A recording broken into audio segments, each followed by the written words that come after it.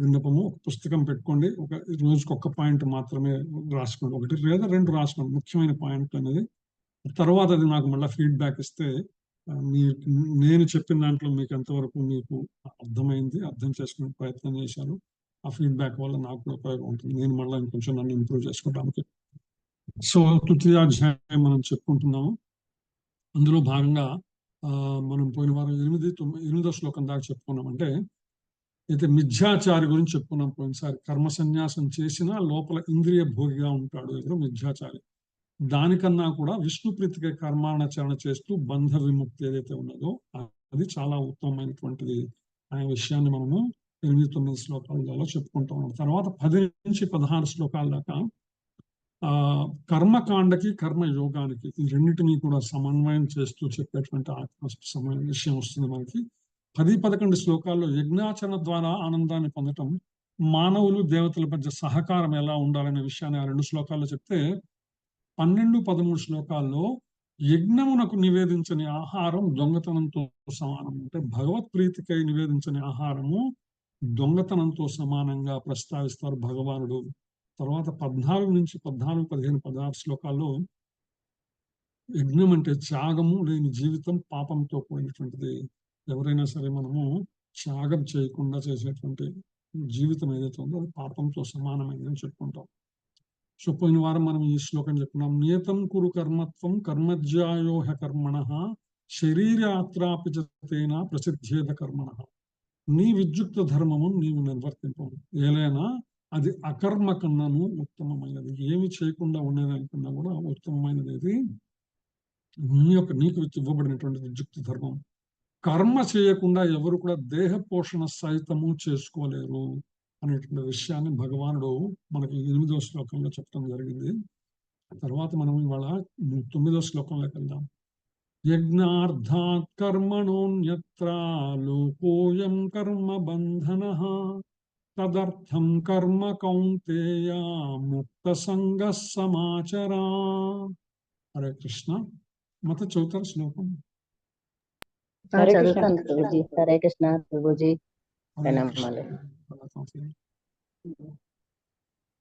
యజ్ఞార్థాత్ కర్మణోన్యత్ర లోకోయం కర్మ బంధనః తదర్థం కర్మ కౌంతేయ ముక్త సంగ సమాచర. శ్రీల ప్రభుపాద భాష్యం కూడా చదివిదా ప్రభుజీ? అనువాదం ఒకటే మాత్రం భాష్యం. అదే అనువాదం. విష్ణు కొరకే యజ్ఞ రూపమున కర్మను అనరింపవలె, లేనిచో ఈ భౌతిక జగమున కర్మ బంధకారకము కాగలదు. కావున ఓ కుంతి పుత్ర, నీవు విద్యుక్త ధర్మములను అతని ప్రీత్యర్థమే కావించు. ఆ విధముగా నీవు బంధము నుండి సదా ముక్తుడవై ఉండగలవు. హరే కృష్ణ ప్రభుజీ. హరే కృష్ణ. సో మనము చేసే కర్మ ఎలా ఉండాలంటే విష్ణువు కొరకే యజ్ఞ రూపంలో కర్మ చేయమన్నారు భగవానుడు. భగవంతునికి కొరకు, భగవంతుని కోసం మాత్రమే యజ్ఞ రూపంగా కర్మ చేయాలి. లేకపోతే ఏమవుతుందంటే ఈ భౌతిక జగత్తులో ఆ కర్మ, ఏ కర్మ అయితే మనం భగవంతుని లక్ష్యం కాకుండా చేస్తామో, అంటే భగవంతుడు దాని యొక్క అంతిమ లక్ష్యం, మనం ఏ కర్మ చేసినా కూడా దాని యొక్క చివరిగా అది భగవంతుడికి చేరుతుంది అనేటువంటి సంకల్పం లేకుండా, భగవంతుని కోసం అనేటువంటి సంకల్పం లేకుండా ఎప్పుడైతే చేస్తామో అప్పుడు అది బంధకారం, మరింత బంధం కలిగిస్తుంది. ఎట్లా అంటే అది భగవంతుడి ప్రీతి కోసం చేసే కర్మ కాకపోతే అది ఇంకెవరి కోసం, మన ప్రీతి కోసం చేస్తాం అన్నమాట. మన ప్రీతి కోసం చేసినంత కాలం అది మళ్ళా మనల్ని ఈ భౌతిక లోకంతో కట్టేస్తూ ఉంటుంది, ఇంకో ముడేస్తుంది, ఒక్కొక్క ముడి పడుతూనే ఉంటుంది. అలా ముళ్ళు ఎన్ని ముళ్ళు పడతాయో మనకు తెలియదు. మన ఇంద్రియ తృప్తి కోసం చేసేటువంటి, మన భౌతిక సుఖం కోసం చేసేటువంటివి, భగవత్ ప్రీతి కోసం కాకుండా చేసేవన్నీ కూడా మనకి ఒక్కొక్క ముడి పడుతూనే ఉంటుంది అనమాట. ఈ యొక్క జన్మలన్నీ పడుతూనే ఉంటాయి. కావున ఓ కుంతి పుత్ర, నీ విద్యుక్త ధర్మాలను అతని ప్రీత్యర్థమే కావింపము. కాబట్టి నువ్వు చేయవలసింది ఏంటంటే ఎవరి ప్రీతి కోసం చేయాలి? అర్జునుడికి చెప్తున్నాడు కృష్ణ భగవానుడు, నువ్వు ఏదైతే కర్మ చేయాలనుకుంటున్నావో, యుద్ధం చేయాలో, అది నీ కోసం కాదు, భగవంతుని ప్రీతి కోసం చెయ్యి, భగవత్ ప్రీత్యర్థం చెయ్యి. ఆ విధంగా ఎప్పుడైతే భగవంతుని ప్రీతికై నువ్వు కర్మాచరణ చేస్తావో ఆ విధంగా నీవు బంధం నుంచి సదా ముక్తుడిగా ఉంటావు. మనం చేసే కర్మ ఏదైనా కావచ్చు, అదే అందులో దాని యొక్క అంతిమ లక్ష్యం భగవానుడైతే బంధం ఉండదు. భగవానుడు కాకపోతే బంధం ఉంటుంది. బంధం ఉంటే ఏంటంటే మళ్ళీ ఈ మరో జన్మ వచ్చేటువంటి అవకాశం ఉన్నది. అది పుణ్యం కానీ పాపం కానీ ఏదైనా కావచ్చు, ఏ కర్మఫలమైనా అనుభవించడానికి మళ్ళా భౌతిక జగత్తులో పుట్టవలసిందే. అయితే ఎప్పుడైతే అది భగవంతుని ప్రీత్యర్థం చేస్తూ ఉంటామో, అంటే మనం కొన్ని వారం కూడా చెప్పుకున్న మన ఆలోచన ఏదైతే ఉన్నదో దాని యొక్క అంతిమ లక్ష్యం చిట్ట చివరిగా మనం ఏం కోరుకుంటున్నాం భగవంతుని, ఆ కోరిక ద్వారా మనం ఏమి పొందాలనుకుంటున్నాం, ఇది ఆ కోరిక ఉండటం తప్పులేదు. ఆ కోరిక ద్వారా ఏం పొందాలనుకుంటున్నా దగ్గర క్వశ్చన్ మార్క్ వస్తుంది అనమాట. కేవలం మా అబ్బాయికి ఆరోగ్యం బాగుపడితే చాలు, మా అమ్మాయికి ఆరోగ్యం బాగుపడితే చాలు, మా అమ్మకి ఆరోగ్యం బాగుపడితే చాలు అనేటువంటి సంకల్పంతో ఆగిపోతున్నామా?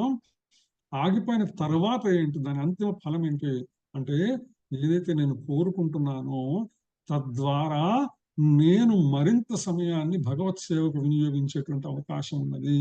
ఎటువంటి భౌతికమైనటువంటి కల్మషం లేకుండా, ఆలోచన లేకుండా, ఏదైతే నన్ను నీ ప్రీతి కొరకు నేను కర్మాచరణ, నీ యొక్క శ్రవణం, కీర్తనం, స్మరణం, అర్చనం, వందనం, పాదసేవనం, దాస్యం, సాక్ష్యం, ఆత్మనివేదనం చేసేటువంటి ప్రయత్నం చేస్తున్నానో, ఆ ప్రయత్నంలో నాకు ఈ భౌతికమైనటువంటి ఇబ్బందులు కంటకంగా ఉన్నాయి, ఇబ్బందిగా ఉన్నాయి కాబట్టి వీటిని తొలగించిన నీ సేవలో మరింత ఉండేట్టు చేయవయ్యా అని కోరుకోవాలన్నమాట. అయితే ఏంటంటే అవి తొలగించగానే అమ్మాయి తొలగిపోయినాయి అట్లా కోరుకున్నాక అది అయిపోయిందని ఉద్దేశం కాదు. కోరుకున్నది కూడా ఏంటంటే ఏదైతే భగవానుడు నీకు ఆ ఇబ్బందిని తొలగించాడో ఆ తొలగించిన సమయాన్ని మరింత ఎక్కువగా భగవంతుని సేవకు వినియోగించేటువంటి లక్ష్యం ప్రయత్నం చేయాలన్నమాట. ఈ విధంగా అయితే దారిలో ప్రయాణిస్తున్నప్పుడు మధ్యలో వచ్చేటువంటి, అంటే ఇప్పుడు రోజుల్లో నడక మార్గం లేదు కానీ పాత రోజుల్లో నడిచేటప్పుడు ఏంటంటే దారిలో నడక చెప్పులు లేకుండా కూడా నడిచే రోజుల్లో ఏంటంటే దారిలో అనేకమైనటువంటి రాళ్ళు, రప్పలు, ముళ్ళు ఇవన్నీ వస్తుంటాయి. అవన్నీ తొలగించుకుంటూ ముందుకు సాగిపోతుంటారు అనమాట. అటువంటి ప్రయత్నం చేయవలసి ఉంటుంది అని భగవానుడు ఇక్కడ అర్జునునికి నేరుగా చెప్తున్నాడు. నీ యుద్ధం చేయి, నీకోసం చేయమాక.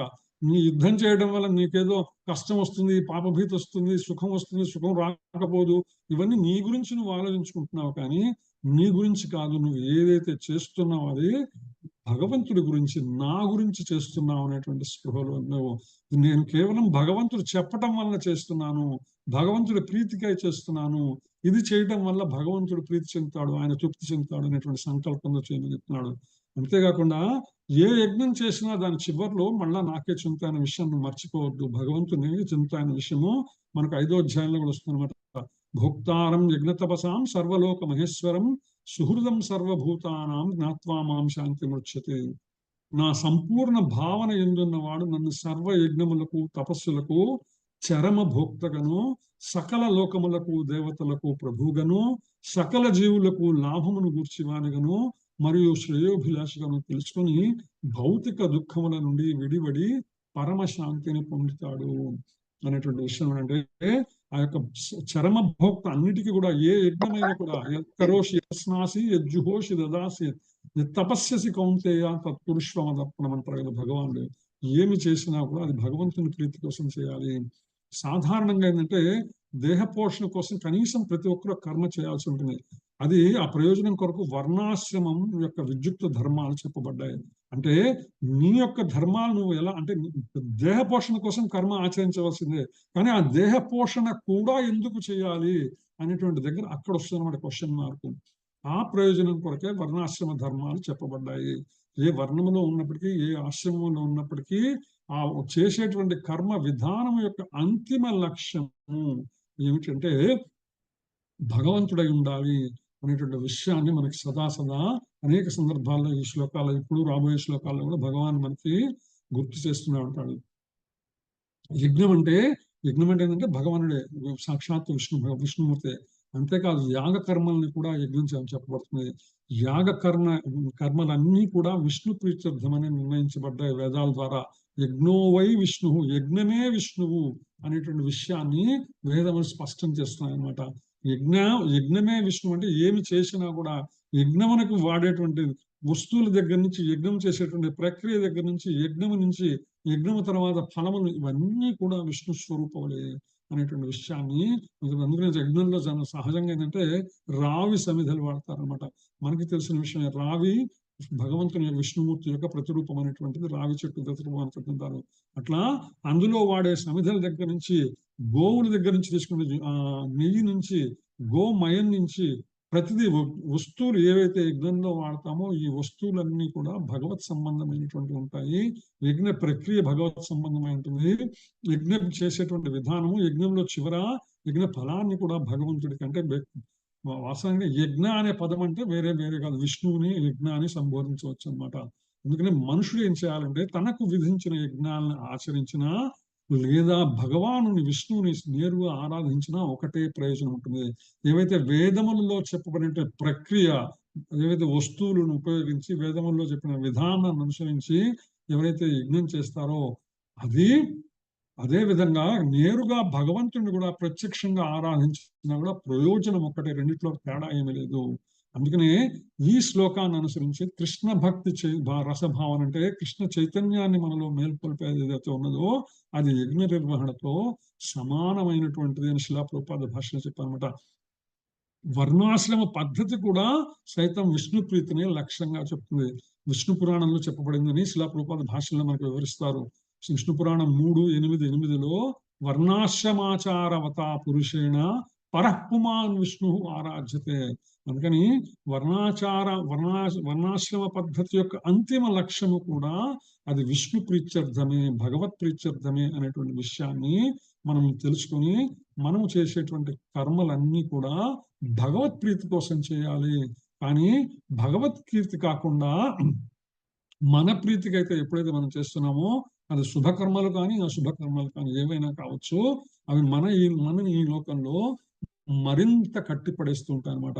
అదే ఇంగ్లీష్ లో సామెత లాస్ట్ నెయిల్ అండ్ క్యాఫిన్ అని, నెయిల్స్ కొడుతున్న దీని పెట్టె మీద మేకులు కొడుతున్నది కొద్దీ ఏవైతే మనం కర్మఫలం మన ప్రీతికే మనం చేస్తూ ఉంటామో ఆ కర్మఫలాలన్నీ ఒకదాని మీద ఒకటిగా మన మీద ముడి పడుతుంటాయి. ఎన్ని ముళ్ళు పడతాయో మనకు తెలియదు, అంటే ఎన్ని జన్మలు ఎత్తుతామో మనకు తెలియదు ఆ ముళ్ళనన్నిటినీ కూడా విడించుకోవడానికి. అందుకని ప్రతి ఒక్కరూ కూడా కృష్ణ భక్తి భావనలో ఉండి కృష్ణుని ప్రీత్యర్థమై కర్మను ఆచరించాలని శిలా ప్రభుపాద భాషలో చెప్తున్నాను అనమాట. ఎప్పుడైతే సర్వకర్మలు మనం చేసేటువంటి ప్రతి కర్మ, అది ఆలోచన కూడా కావచ్చు, మాట కావచ్చు, శ్రవణం కావచ్చు, ఏదైనా సరే, ఏ కర్మ అయినా సరే, ఇంద్రియములు చేసే ఏ కర్మ అయినా సరే అది భగవంతుని ప్రీతి కోసమే చేస్తున్నానటువంటి ఉద్దేశంతో, లక్ష్యంతో ఆ వైపుగా దాని అనుభూతి చెందుతూ చేయవలసి ఉంటుంది. కేవలం మనసులో అనుకొని అంటే సరిపోదన్నమాట. కాయేన వాచ మనసేంద్రియవ బుద్ధ్యాత్మన, మనసా వాచ కర్మణ, ఎప్పుడు కూడా మనసులో ఉన్నది, వాక్కులో ఉన్నది, చేసే కర్మ ఒకటే రకమైనటువంటి అనుభూతి ఉండాలా, భగవద్ అనుభూతి ఉండాలా. అప్పుడు మాత్రమే దానికి సంపూర్ణ ఫలం చేకూరుతుంది. తద్వారా భగవంతుని ప్రీత్యర్థం అవుతుంది. ఎప్పుడైతే మనం భగవంతు ప్రీతి కోసం చేశామో అప్పుడు మనం ఈ భౌతిక జగత్తు యొక్క బంధాల నుంచి మనం విడిపడుతుంది. లేకపోతే పాపకర్మ చేస్తే పాపకర్మ ఫలాన్ని అనుభవించడానికి, పుణ్యకర్మ చేస్తే పుణ్యకర్మ ఫలం అనుభవించడానికి తప్పనిసరిగా మనము మరలా పుట్టుతూ ఉండవలసిందే. మనందరం ఇక్కడ చేరున్న వాళ్ళు ఎవరైతే ఉన్నారో మనందరం గత జన్మలో పుణ్యకర్మలు చేసి ఉండటం వలన ఈ జన్మలో భగవత్ సంబంధమైనటువంటి విషయాలను నిరంతరం అంటే కనీసము రోజుకు ఒక గంట అయినా సరే అందరం వినేటువంటి సంకల్పంతో వినేటువంటి ప్రయత్నం చేస్తూ దానిలో కొద్దో గొప్ప ఒక విషయం కానీ, ఒక ముక్క కానీ, ఒక పాయింట్ కానీ, ఒకసారి నామస్మరణ కానీ ఏదో ఒకటి రోజులో కొంత చేయగలుగుతున్నాం అంటే దీనికి పూర్తిగా పూర్వజన్మ కర్మ ఫలమే కారణము. పూర్వజన్మలో చేసుకున్నటువంటి భగవత్ సంబంధమైనటువంటి ప్రీతికరమైనటువంటి కర్మలు చేయటం వల్లే ఈ జన్మలో కూడా భగవత్తుకు సంబంధించినటువంటి ప్రీతికరమైనటువంటి యజ్ఞాచరణ, అది శ్రవణ యజ్ఞం కావచ్చు, కీర్తన యజ్ఞం కావచ్చు, స్మరణ యజ్ఞం కావచ్చు, ఏ యజ్ఞమైనా సరే అది చేసేటువంటి అవకాశం ఉంది. అయితే ఏంటంటే ఇట్లా చేయాల్సి వచ్చినప్పుడు, అంటే భగవత్ సంబంధమైనటువంటి కర్మ చేయాలంటే ఎలా చేయాలంటే ఎలా చేయాలనేదాన్ని కొంత నైపుణ్యం అవసరం ఉంటుంది తప్పనిసరిగా. అందుకని ఏంటంటే దానికోసం ఏంటంటే ఆ నైపుణ్యం ఉన్న వాళ్ళని మనం సంప్రదించవలసి ఉంటుంది అనమాట. అందుకని శ్రీకృష్ణ భక్తుని లేదా భగవాను అంటే అర్జునునిలాగా నేరుగా భగవంతుని దగ్గర నుంచి వినేటువంటి కర్మ కానీ, లేకపోతే మనకు అటువంటి వెసులుబాటు లేదు కాబట్టి భగవద్భక్తుల యొక్క ప్రత్యక్ష బోధనలను అనుసరించి ప్రతివారు కొంత నైపుణ్యంతో మనం ఆచరించవలసి ఉంటుంది. ఏంటది? యజ్ఞ కర్మాచరణ. ఏమి కర్మాచరణ? భగవంతుని ప్రీతిగా చేసేటువంటి కర్మాచరణ. ఏది కూడా ఇంద్రియ ప్రీతిగా నిర్వహించరాదు. ప్రతిదీ కూడా భగవంతుని ప్రీతికి మాత్రమే, శ్రీకృష్ణ భగవాన్ని ప్రీత్యర్థమే నిర్వహించాలి. ఇటువంటి సాధన అంటే ఇటువంటి భక్తుల సాధనలో, మనకన్నా ముందున్నటువంటి భక్తుల సాధనలో, వారు నడిచిన మార్గంలో వారిని అనుసరిస్తూ, వారి యొక్క గైడెన్స్ లో, వారి యొక్క మార్గనిర్దేశకత్వంలో మనము కూడా ఎప్పుడైతే మన కర్మాచరణని భగవంతుని ప్రీతిగా చేసేటువంటి ప్రయత్నం చేస్తున్నామో, క్రమంగా మనము ముందుకు వెళ్ళి భగవానుని ప్రేమయుత సేవా స్థాయికి వెదికేటువంటి అవకాశం ఉంది. ఎప్పుడైతే ఆ స్థితికి చేరామో తద్వారా మనము భగవంతుని చేరేటువంటి అవకాశం తప్పనిసరిగా లభిస్తుంది, భగవద్ధామాన్ని చేరగలిగేటువంటి అవకాశం లభిస్తుంది అని శిలా ప్రభుపాద తమ భాష్యంలో మనకు ఒక రకమైనటువంటి భరోసా ఇస్తున్నారు అనమాట. ఒక రకమైనటువంటి నమ్మకాన్ని కలిగిస్తున్నారు మనందరికీ కూడా.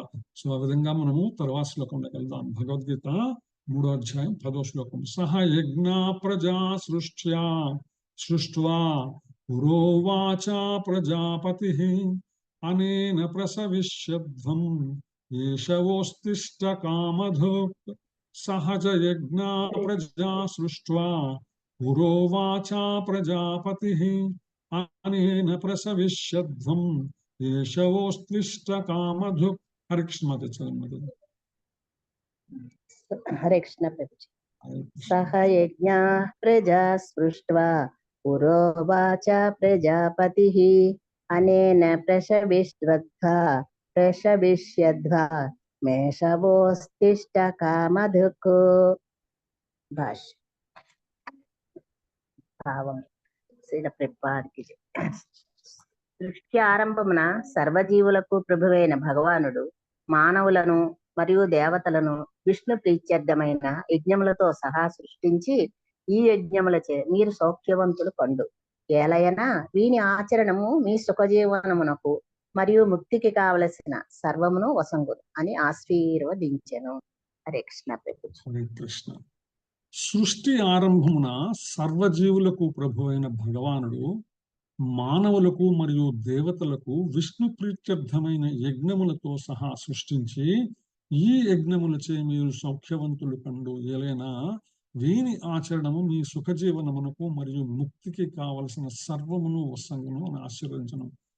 భగవానుడు ఈ సృష్టిని ఆరంభించేటప్పుడు ఏం చేశాడంటే, జీవులన్నిటికీ అవసరమైనటువంటివి విష్ణు ప్రీత్యర్థమైనటువంటి మానవులకు మరియు దేవతలకు విష్ణు ప్రీత్యర్థం చేసేటువంటి యజ్ఞాలు ఎలా చేయాలి అనేటువంటి విషయాన్ని కూడా సృష్టించి, ఆయన ఇటువంటి యజ్ఞములు చేయటం ద్వారా మీరందరూ సౌఖ్యవంతులు కండి. ఎందుకంటే ఇటువంటి యజ్ఞముల ఆచరణ వల్ల మీ సుఖజీవనము, తదనంతరము మీరు ముక్తికి కావలసిన సర్వము యజ్ఞాలు ఇస్తాయి అనేటువంటి విషయాన్ని భగవానుడు ఈ శ్లోకంలో మనకు చెప్పాడు అనమాట. యజ్ఞం అంటే మనం చెప్పుకున్నాం, సర్వ జీవులను, యజ్ఞం యొక్క లక్ష్యం ఏంటంటే అంతిమ లక్ష్యం. యజ్ఞం అంటే కర్మాచరణ. ఎటువంటి కర్మాచరణ అయిన దాని యొక్క అంతిమ లక్ష్యం ఏంటంటే సర్వజీవులు భగవద్ధామానికి తిరిగి చేరటానికి ఇవ్వబడిన ఒక చక్కటి అవకాశం. యజ్ఞ నిర్వహణ, యజ్ఞాచరణ అనేటువంటిది ఏదైతే ఉందో,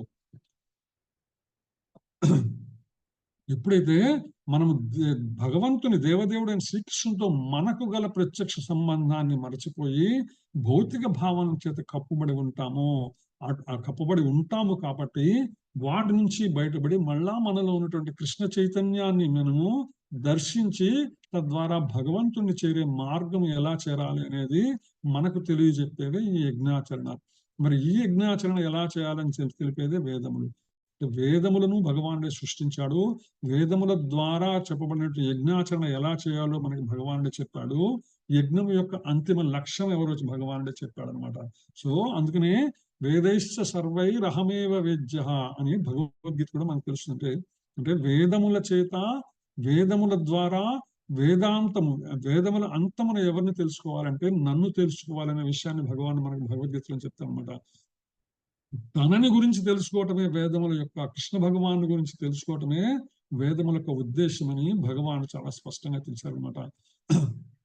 పతిం విశ్వాస్మేత్ స్వరం అంటే భగవానుడు జీవులకు ప్రభు అయిన దేవదేవుడు అయినటువంటి విష్ణువు. అన్ని జీవులకు కూడా ప్రభు ఎవరంటే పతిం, విశ్వాత్మకం అంటే విశ్వం అంతటికి కూడా పతి, భర్త ఎవరంటే భగవానుడే. లక్ష్యము, గమ్యము, సేవించుకోవలసింది ఎవరంటే భగవానుని అనే విషయము ఆ పదం మనకు తెలియజేస్తుంది అనమాట. ఇది వేదముల ద్వారా చెప్పబడినటువంటి పదం. శ్రీమద్ భాగవతం యొక్క 2వ స్కందం 4వ అధ్యాయం 20వ శ్లోకంలో కూడా మీరు 2వ స్కందం చదువుకున్నప్పుడు మీరు అందరూ విని ఉన్నప్పుడు తెలుసుకొని ఉంటారు. శ్రీపతి యజ్ఞపతి ప్రజాపతిర్ దియాంపతి లోకపతిర్ ధరాపతి పతిర్గతిశ్చాందక వృష్టి సాత్వతాం ప్రసీదతాం మే భగవన్ సతాం పతి.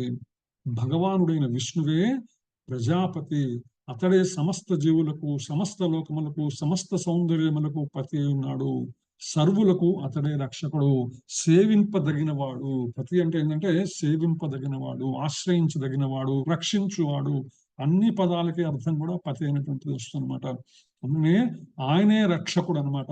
ఆయనే రక్షకుడు, ఆయనే సేవించదగిన వాడు. కాబట్టి ఆయనని ఆశ్రయించిన ఎప్పుడైతే చేస్తామో, ఆయన ప్రీతిగా కర్మాచరణ ఎప్పుడైతే చేస్తామో, విష్ణు ప్రీతిగా ఏ విధంగా యజ్ఞం నిర్వహించాలో చేస్తామో, ఈ భౌతిక జగత్తులో ఎలా చేయాలి అనేటువంటివన్నీ కూడా వేదముల ద్వారా మనకు తెలియజేయబడిందని శిలా ప్రభుపాదులు చెప్తున్నారు మన తమ భాష్యంలో.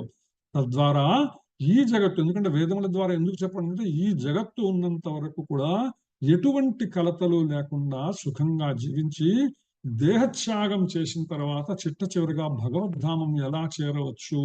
వేదైశ్చ సర్వం అహమేవ వేద్యో అని భగవానుడు ఏ విధంగా అయితే చెప్పున్నాడో, ఆ విధంగా వేదములు చెప్పబడినటువంటి యజ్ఞ నిర్వహణ ద్వారా అంతిమంగా మన శరీరాన్ని వదిలినంతరం కూడా ఎక్కడికి చేరవచ్చు, ఎలా చేరవచ్చు అంటే యజ్ఞ నిర్వహణ ద్వారా చేరవచ్చు అనేటువంటి విషయాన్ని భగవానుడు వేదముల ద్వారా మనకు తెలియచేశాడు. ఇంకా వేదములను అనుసరించి మనము యజ్ఞ నిర్వహణ చేయవలసి ఉంటుంది. యజ్ఞ నిర్వహణ ద్వారా బద్ధజీవులు క్రమంగా కృష్ణ చైతన్యవంతులు ఎప్పుడైతే యజ్ఞ నిర్వహణ చేస్తూ ఉంటారో, యజ్ఞం అంటే ఏంటి? విష్ణువు. యజ్ఞం అంటే ఏంటి? చేసేటువంటి విధానము. యజ్ఞం అంటే ఏమిటి? భగవంతుని యొక్క యజ్ఞంలో వాడేటువంటి కర్మాచరణ ఏదైనా సరే. అంటే మార్గము భగవానుడే, లక్ష్యము భగవానుడే, దానికి కావాల్సినటువంటి ప్రయత్నము భగవానుడే, దానికి కావాల్సినటువంటి సంకల్పము భగవానుడే. అంటే మనం ఏం చేయాలనుకున్నా కూడా, ఏం చేస్తున్నా కూడా, చేసింది ఏం సాధించాలనుకున్నా కూడా, వీటన్నిటికీ మధ్యలో కూడా మొత్తం భగవానుడే స్థితమై ఉండాలనే ఉద్దేశాన్ని మనం ఎప్పుడు కూడా మర్చిపోకూడదు అనమాట.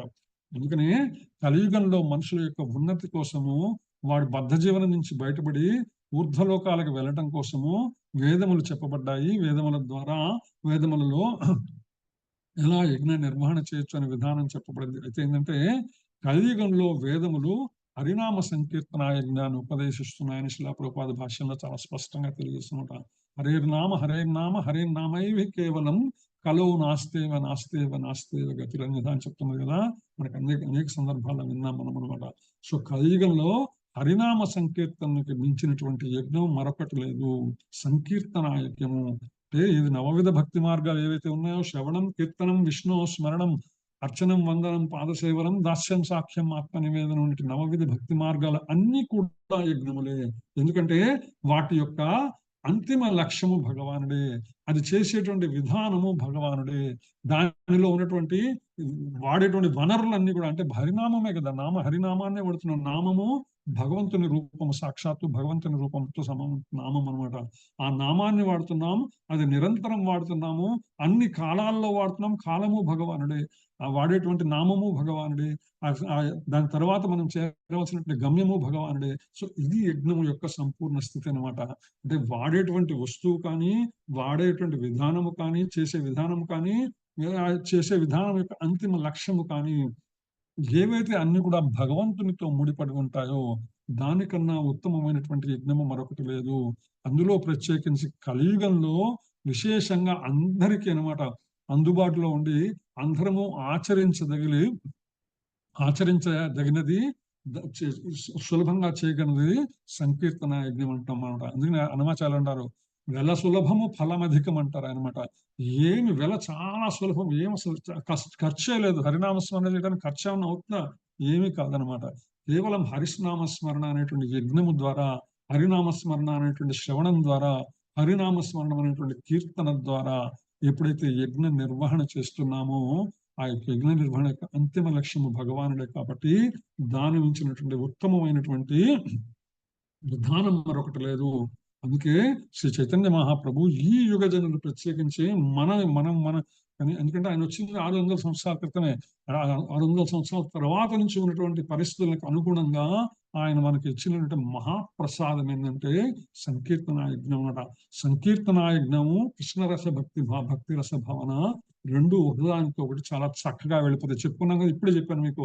అంటే యజ్ఞము చేయాలనుకునేటప్పుడు దానికి అవసరమైనటువంటి పదార్థం ఏదైతే ఉందో, ఆ యజ్ఞం చేసే విధానం ఏదైతే ఉందో, ఆ యజ్ఞం యొక్క అంతిమ లక్ష్యం ఏదైతే ఉందో, ఇంగ్లీష్ లో మన వాళ్ళు ఇన్పుట్ ప్రాసెస్ అవుట్పుట్ అంటారు అనమాట. అంటే ఒక ప్రాసెస్ చేస్తుంటే దానికి ఇన్పుట్ ఒకటి ఉంటుంది, దానికి ఒక అవుట్పుట్ ఉంటుంది అనమాట. ఇన్పుట్ ప్రాసెస్ అవుట్పుట్ అన్నప్పుడు ఇన్పుట్ భగవన్నామమే, ప్రాసెస్ భగవన్నామమే, అవుట్పుట్ అంతిమ లక్ష్యము భగవానుడే. అంటే ఈ యొక్క మొత్తం ప్రక్రియ, సంకీర్తన ప్రక్రియ ఏదైతే ఉందో, యజ్ఞ ప్రక్రియ ఏదైతే ఉందో, ఇది పూర్తిగా 100% భగవత్ సంబంధమైన విషయము. ఏదైతే ఈ శ్లోకంలో చెప్పబడిందో అటువంటి శ్లోకానికి ఉత్తమమైనటువంటి ఉదాహరణ సంకీర్తన యజ్ఞము. అందులో కలికాలంలో అంతగమించినటువంటి మహాయజ్ఞము మరొకటి లేదు అని శిలా ప్రభుపాద స్పష్టంగా మనకి భాష్యంగా తెలియజేస్తున్నారు అనమాట.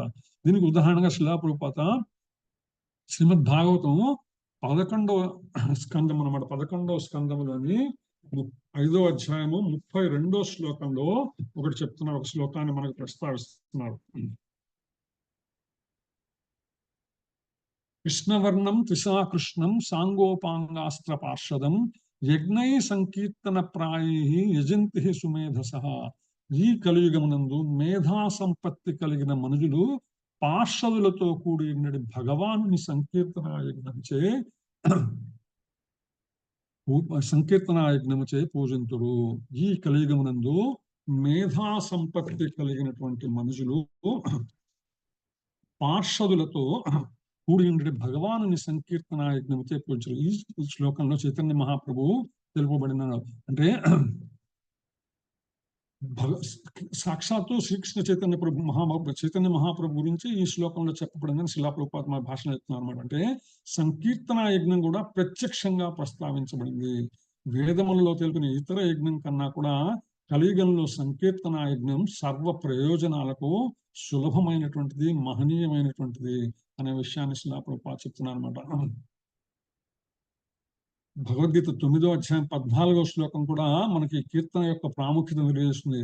సతతం కీర్తయంతో మాం యతంతశ్చ దృఢవ్రతాః నమస్యంతశ్చ మాం భక్త్యా నిత్యయుక్తా ఉపాసతే.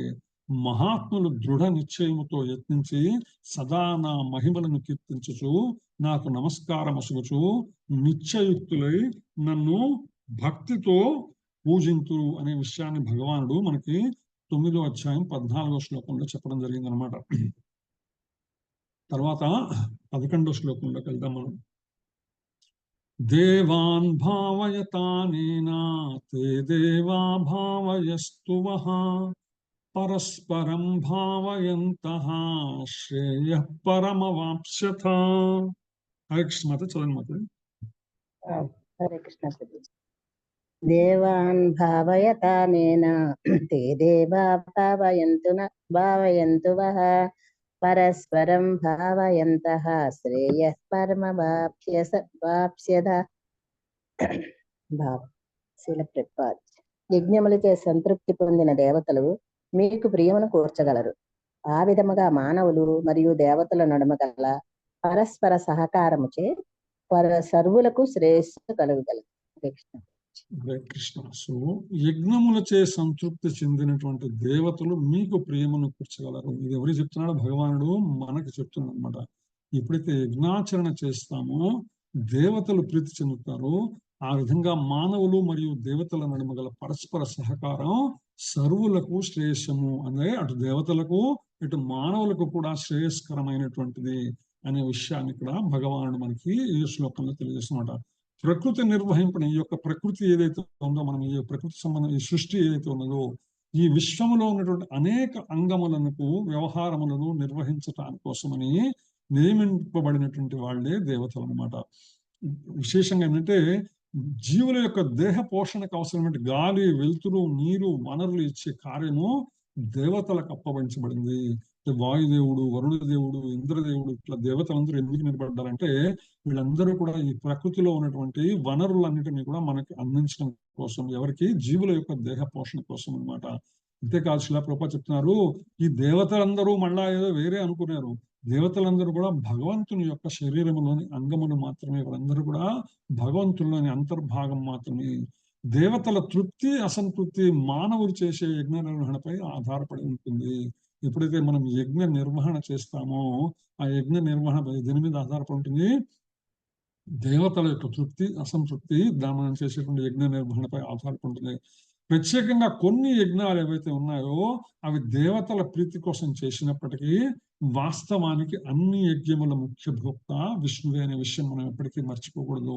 అంటే తాత్కాలికంగా ఆ దేవతలని మనం ఏంటంటే ఆ యొక్క యజ్ఞ నిర్వహణలో వారిని భాగస్వామ్యం చేసినప్పటికీ కూడా వారు కూడా చివరికి ఆ యొక్క భోక్త ఎవరైతే అది కూడా వారి యొక్క యజ్ఞాచరణలో భాగమే. అంటే దేవతలు ఏంటంటే మానవులు చేసేటువంటి యజ్ఞ ఫలాన్ని స్వీకరించి భగవంతుడికి చేయవలసినటువంటి అవసరం వాళ్ళకి ఇవ్వబడింది అనమాట. ఆ యొక్క బాధ్యత దేవతలకు ఇవ్వబడింది. అందుకోసమని దేవతలు కూడా అది వాళ్ళ యజ్ఞ నిర్వహణ అవుతుంది అనమాట. ఆ విధంగా దేవతలు మానవులు ఒకళ్ళకొకడు పరస్పరం సహకారం చేసుకుంటే తద్వారా విష్ణు ప్రీత్యర్థమై ఎప్పుడైతే కర్మాచరణ దేవతలు కానీ మానవులు కానీ చేస్తారో అప్పుడు ఆటోమేటిక్ గా దేవతలు కూడా తృప్తి చెందేటువంటి అవకాశం ఉంది. ఎప్పుడైతే దేవతలు తృప్తి చెందుతారో ఆటోమేటిక్ గా మనకి అవసరమైనటువంటి దేహ పోషణకు అవసరమైనటువంటి వనరులన్నీ కూడా వాళ్ళు సమృద్ధిగా ఇస్తారు. తద్వారా మనము మరింత ఎక్కువగా భగవంతుని సేవ చేసుకునేటువంటి అవకాశం కలుగుతుంది అనమాట. అందుకనే మనము ఇందాక చెప్పుకున్నాం, సకల యజ్ఞాలకి శ్రీకృష్ణ భగవానుడే భోక్త అనే విషయం మనం ఎప్పుడు మర్చిపోదు. భోక్తారం యజ్ఞ తపసాం సర్వలోక మహేశ్వరం సుహృదం సర్వభూతానాం జ్ఞాత్వా మాం శాంతి ముచ్చది అనే విషయాన్ని మనం ఎప్పుడు మర్చిపోకూడదు అనమాట. ఎందుకంటే సర్వయజ్ఞముల యొక్క ముఖ్య ఉద్దేశం ఏంటంటే యజ్ఞపతి ప్రీతి. యజ్ఞపతి ఎవరంటే ఇందాక చెప్పుకున్నాం మనం, భగవానుడే యజ్ఞపతి. యజ్ఞాలు యథావిధిగా నిర్వహిస్తుందంటే మానవుల అవసరాలను తీర్చేటువంటి వివిధ శాఖలకు చెందినటువంటి దేవతలందరూ కూడా ప్రీతి చెందుతారు. మనందరికీ తెలుసు అనమాట. మామూలు యజ్ఞం చేస్తుంటే మనందరికీ చాలా మందికి మిగిలిన యజ్ఞాలు ఎలా ఉన్నా కూడా పితృయజ్ఞం చేస్తుంటారు చాలా మంది కూడా. పితృయజ్ఞాల వల్ల కూడా పితృదేవతలు ఎప్పుడైతే తృప్తి చెందుతారో ఆ విధంగా వంశమునకు శాంతి చేకూరుతుంది. అందుకని ఎప్పుడైతే దేవతలందరూ కూడా ప్రీతి చెందుతారో తద్వారా ఈ ప్రకృతి ఫలాలన్నీ కూడా మనకు అందేటువంటి అవకాశం ఉంది. చివరికి ఏంటంటే యజ్ఞ నిర్వహణ ద్వారా ఎప్పుడైతే మనము భగవత్ ప్రీత్యర్థమై యజ్ఞ నిర్వహణ చేస్తామో అది మిగిలిన భౌతికమైనటువంటి మన దేహానికి అవసరమైన వనరులను అందించడమే కాక చివరకు మనల్ని భవబంధాన్ని నుంచి కూడా ముక్తి కలిగజేస్తుంది. భవబంధం కాకుండా కేవలము యజ్ఞం అన్నది మన కోసమే ఆచరించేటువంటి పరిస్థితి కనుకుంటే మనల్ని మరింత బంధించేటువంటి అవకాశం ఉంది. అందుకనే వేదాలు ఏమని చెప్తున్నాయంటే శిలా ప్రభుపాద భాష్యంలో వివరించారు మనకి. ఆహార శుద్ధౌ సత్వశుద్ధి సత్వశుద్ధౌ ధ్రువాస్మృతి స్మృతిని లంభే సర్వగ్రంథీనాం విప్రమోక్ష అని వేదములు చెప్తున్నాయని శిలా ప్రభుపాద భాష్యంలో వివరించారు అనమాట. అంటే యజ్ఞము ద్వారా ఆహార పదార్థాలు పవిత్రమవుతాయి. పవిత్రమైన ఆహారం తీసుకోవడం ద్వారా మనుజుని స్థితి పవిత్రమవుతుంది. మనుజుని స్థితి పవిత్రమవడం ద్వారా బుద్ధిలో ఉండేటువంటి సూక్ష్మ గ్రంథులు పవిత్రమవుతాయి. అవి ఎప్పుడైతే బుద్ధిలో ఉండేటువంటి సూక్ష్మ గ్రంథులు పవిత్రమవడం ద్వారా స్మృతి పవిత్రమవుతుంది. ఎప్పుడైతే స్మృతి పవిత్రమవుతుందో మనుజుడు మోక్ష మార్గం గురించి ప్రయత్నించేటువంటి మార్గంలో ప్రయాణిస్తాడు. అందుకని అన్నిటికన్నా కూడా ఆహార శుద్ధి మొట్టమొదటి మనకి అన్ని ఇంద్రియములని మనం కంట్రోల్ చేయడం అంత సులభమైన విషయం కాదు. కానీ మనంతటా మనం సులభంగా కంట్రోల్ చేయగలిగిందంటే ఆహారం అంటే మనం తీసుకునేటువంటి ప్రసాదం ఏదైతే ఉందో దాన్ని మనం నియంత్రించుకోవచ్చు. తద్వారా మిగిలిన ఇంద్రియములన్నీ కూడా వాటి యొక్క శక్తిని అవి మేనేజ్ చేసేటువంటి అవకాశం ఉంది. కాబట్టి ఎప్పుడైతే మనం తీసుకునే ఆహారం సత్వశుద్ధిని ఇస్తుందో తద్వారా మనం భక్తి భావంలో కూడా మరింత ఉన్నతంగా వెలిగేటువంటి అవకాశం ఉంది. అందుకనే ఉన్నతమైనటువంటి కృష్ణ భక్తి భావనే నేటి సమాజానికి అత్యంత అవసరమైనటువంటి విషయము. ఎందుకంటే అన్ని యజ్ఞముల యొక్క లక్ష్యము భగవానుడైనటువంటి తెలియవలసినటువంటి జ్ఞానము అందరికీ ఎంతో ఉపకారమైనటువంటిది అనే విషయాన్ని మనం ఇప్పుడు మర్చిపోకూడదన్నమాట. తర్వాత 12వ శ్లోకంలోకి వెళ్దాం. ఇష్టాన్ భోగాన్ హి వో దేవాః దాస్యంతే యజ్ఞ భావితాః తైర్దాత్తాన ప్రదాయేభ్యః యోం భుక్తేస్తేన ఏవ సః. హరే కృష్ణ మాతాజీ. హరే కృష్ణ ప్రభు. హరే కృష్ణ ప్రభుజీ. ఇష్టాన్ భోగాన్ హి వో దేవా దాస్యంతే యజ్ఞ భావితాః తైదత్తాన ప్రదాయైభ్యో యో భుంక్తేస్తేన ఏవ సహ. భావం. వివిధ జీవనావశక్యములను మనగూర్చు దేవతలు యజ్ఞము చే సంతృప్తి నుండి మీకు కావలసినవన్నీను వసంగుదురు. వాటిని ఆ దేవతలకు అర్పింపకే తాను అనుభవించువాడు నిక్కముగా చోరుడే యగును. హరే కృష్ణ. వివిధ జీవన అవసరాలను వనగుర్చేటువంటి దేవతలు యజ్ఞము చే సంతృప్తి చెంది మీకు కావలసినవన్నీ ఇస్తారు. ఎవరికి ఇస్తారు? మానవులకు ఇస్తారు అన్నమాట. ఎవరిస్తారు? దేవతలు ఇస్తారు మనకి ఇవ్వాల్సినవన్నీ కూడా.